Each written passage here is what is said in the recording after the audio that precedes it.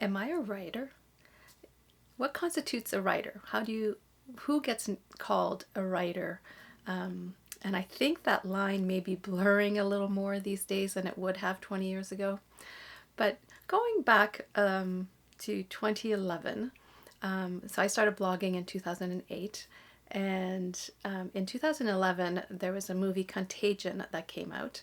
And in that summer, before the movie was coming out, there were these big Petri dishes that had been put in a window in downtown Toronto on Queen Street in an empty storefront. And as the days went on, they had in the Petri dishes, they had put the word contagion. So as the mold or bacteria or fungi or whatever they put in the Petri dishes was growing, the word contagion came out. And then a month later, the movie came out. But unfortunately, by the time I got downtown to see it, I would have loved to have seen it because I have a Bachelor of Science and I used to be a TA in a microbiology lab. So I would have loved to have seen that, but I was a little too late by the time I went downtown. But that movie Contagion, I ended up seeing it 6 months later at the beginning of 2012. And I had to pause the movie because of this quote. And I've kept this quote close to my heart in a maybe a self-deprecating way, but in a loving way as well. So in the movie, the character played by Jude Law is a blogger with a big following. And when I wrote the blog post back then, I called him a blogger. But now, having been through the pandemic, he's a conspiracy theorist. So he writes, and he was, against how the government was handling the pandemic in the movie Contagion. And one of the scientists, was arguing with him, going, "You're not a scientist. You're not a writer." And the Jude Law character said, "Yes, I am. I am a writer." And the scientist replied with, "Blogging is not writing. It's graffiti with punctuation." And I love that quote. I paused it, and I have embraced myself as a blogger for years, almost decades. And I think, I used to just downplay, I'm a blogger, I'm just a blogger. And now I have written a book. So I self-published it. Now, is a self-published author a writer? And I think, a lot of people would say, yes, of course you're a writer, and you've been a writer since 2008. If you sit down and you write, you're a writer. And it doesn't matter if you're a good writer or a bad writer. You're writing, so you are a writer. But it's kind of like the artist label, who is an artist? Is it someone that has studied art history, who has studied their craft? Or can anyone be called an artist who creates art? So I'm not really looking to have that big conversation because I think, I respect anyone's opinion. If someone tells me I'm not a real writer, I'm okay with that. But the point that I'm wanting to make with this video is to kind of encourage anyone, right? Like since I've published it, I've had people say, "Oh, I've always wanted to write a book, but I'm not a writer." And my response is, neither am I, right? I'm not a writer in that sense. I never studied English at university. I have a Bachelor of Science. I think I wrote one essay at university and failed, not because of the content or what, I think I failed. I'm pretty sure. I just know it was way below the rest of my marks in that class. It was a nutrition class that we had to write an essay. And it wasn't that I didn't understand the material. It wasn't that I hadn't researched it enough and I really worked hard on that essay. I still remember, I still have memories of going into the library and researching my topic. But it was because I didn't know how to write an essay. And now here I am having written a book. So I encourage anyone to write a book if you want to write a book. And publishing now is quite easy. And I think it's even easier than it was 5 years ago. Because I seem to recall that when it was, like, so my book, when someone places an order, then they print it. And in the past, it used to be like a 10 to 14 day turnaround. Like, you would place an order for a self-published book, and it would take quite a while.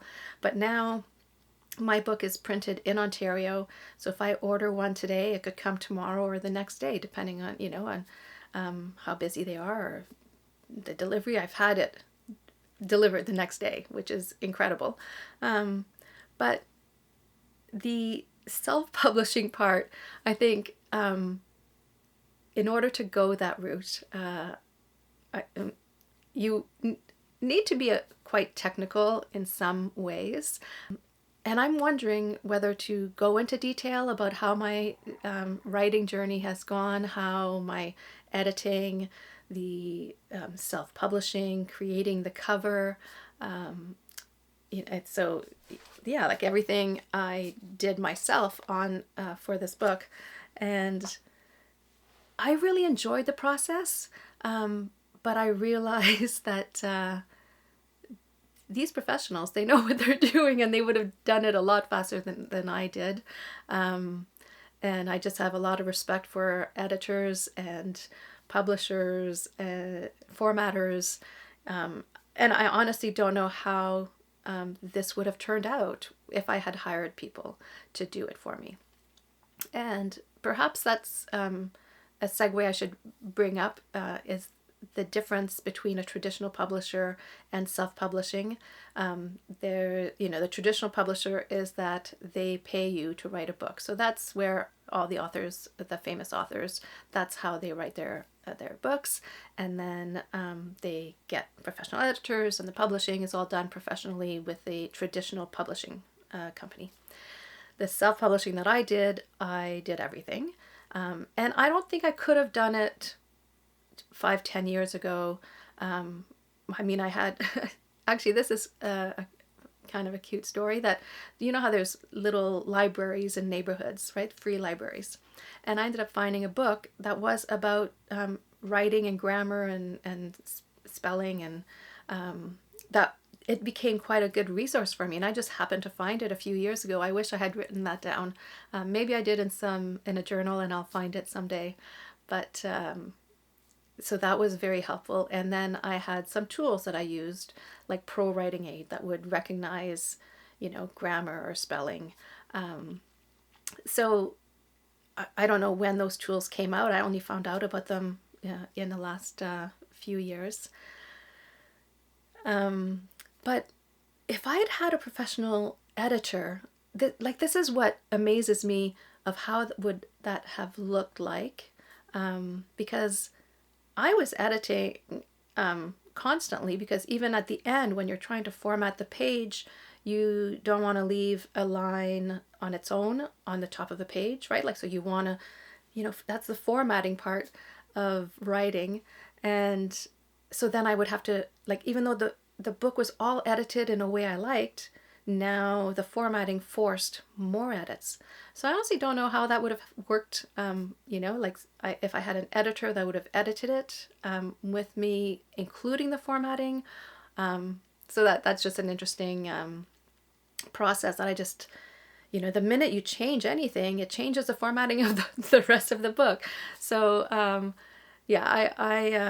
learned a lot. I enjoyed the challenge. I enjoyed, I was just trusting the process, that I thought, okay, I need to remove a line on this page.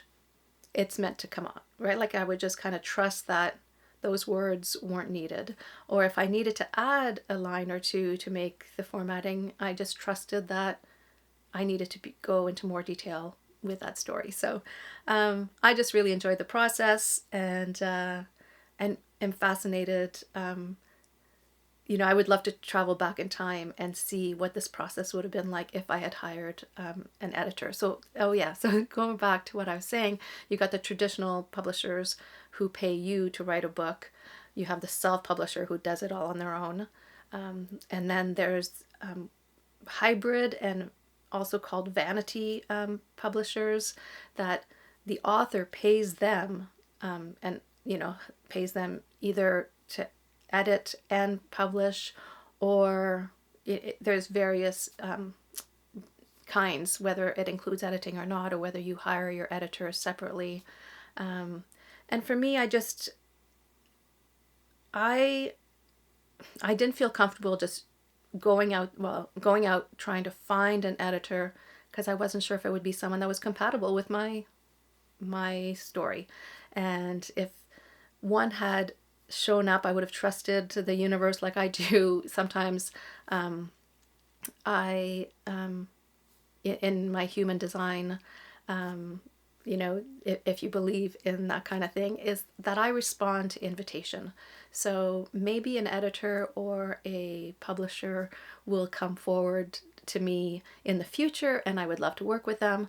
But it would need to be someone who's compatible with the type of story I am trying to share. So so they call them vanity publishers in that sense that the author is paying and trying to make it look, maybe this book, like I wouldn't have been able to get this book published by a traditional publisher, because I'm not a writer, like that professional writer. I'm not a professional writer. But I am a writer, and on the Amazon page for the book it says author and my name, right? Like the first time I saw that, I was like, really? Like, should we put the word author? But yeah, I guess there's different levels of writers. There's different levels of artists. There's different levels of athletes, right? Someone that plays tennis at the park is an athlete, or someone who runs a marathon in 5 hours or 8 hours is an athlete. They're just not an Olympic level or a professional, but they're still an athlete, and I am a writer. I'll say it out loud.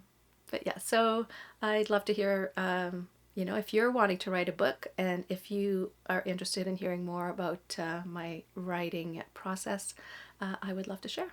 So reach out to me.